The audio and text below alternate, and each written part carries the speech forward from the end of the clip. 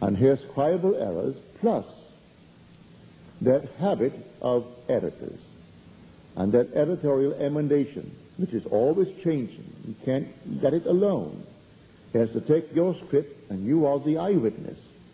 No, he's not going to take you as the eyewitness. He is going to become the eyewitness and tell you what you ought to have seen, what you ought to have heard, because he brings to that script his own prefabricated misconception of the theme.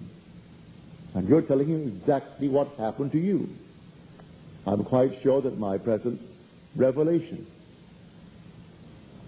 in my book called Resurrection, if put into the hands of any editor today, he would go right through the whole thing with his red pencil.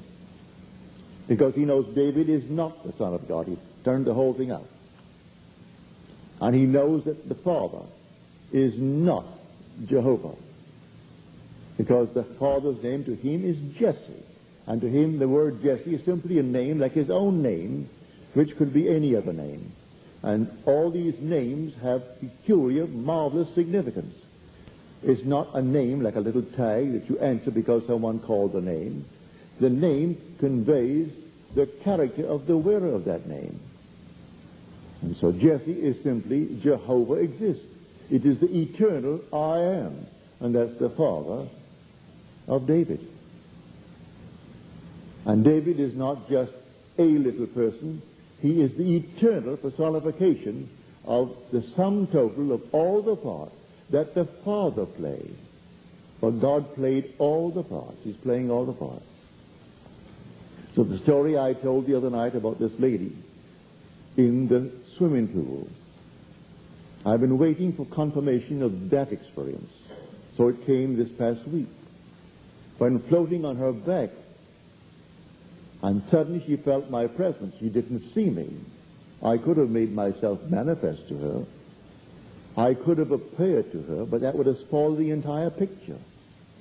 She then would have seen two. She would have seen Neville and herself. But no, she felt that she was Neville. And yet she didn't lose her own identity. So she felt, I am Neville. And yet I am Laura. I am the same being. And now, from now on, said she, I will no longer use the plural. Not we were present, but I. For I am you. And then she floated, filled with wine, to an overflowing with wine, which is the Spirit, as told in Scripture.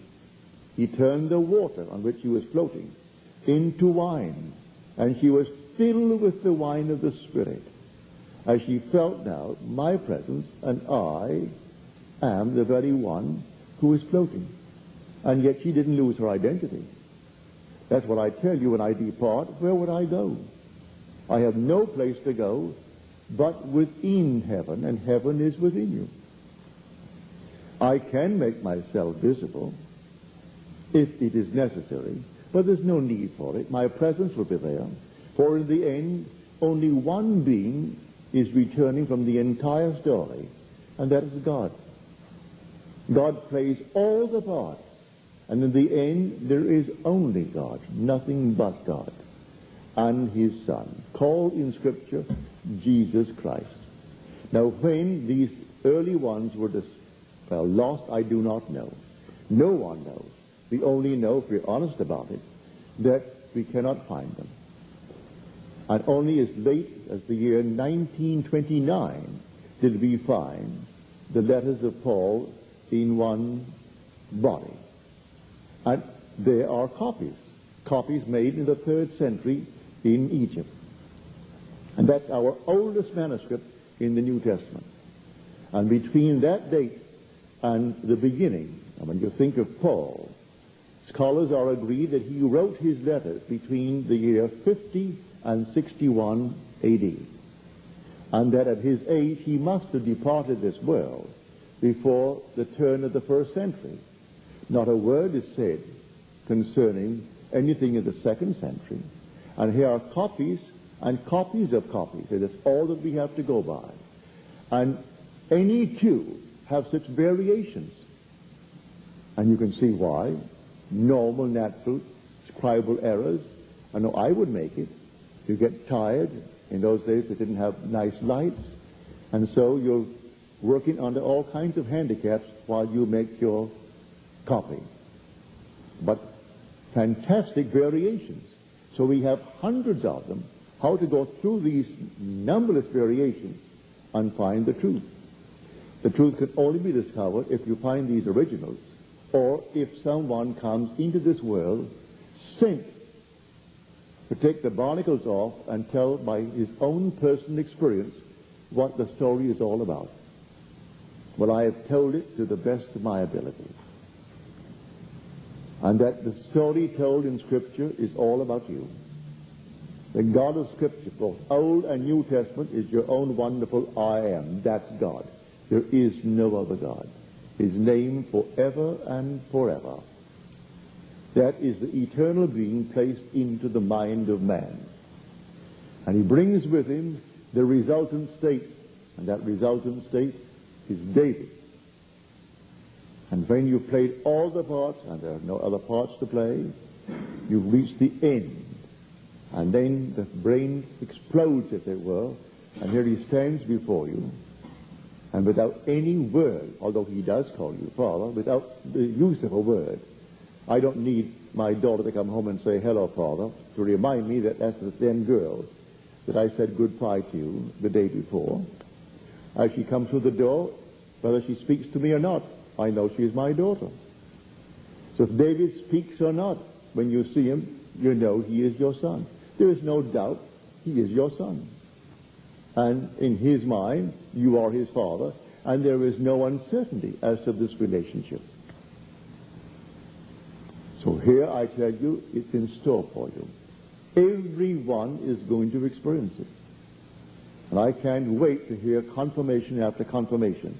And I'm so thrilled with this experience of Laura's, where she actually could feel the union, that unity of the two without loss of identity. For all the identity of person, now, there is a radical discontinuity of form. That's why that one form could house both. As we are told in his letter, Paul's letter to the Ephesians, there is only one body, one Spirit, one hope, one Lord, one faith, one baptism, one God and Father of all, who is above all, through all, and in all. So that one body allowed Laura to feel the unity. For I wear that body. And she, at that moment, she was wearing that body, or she could not have felt it.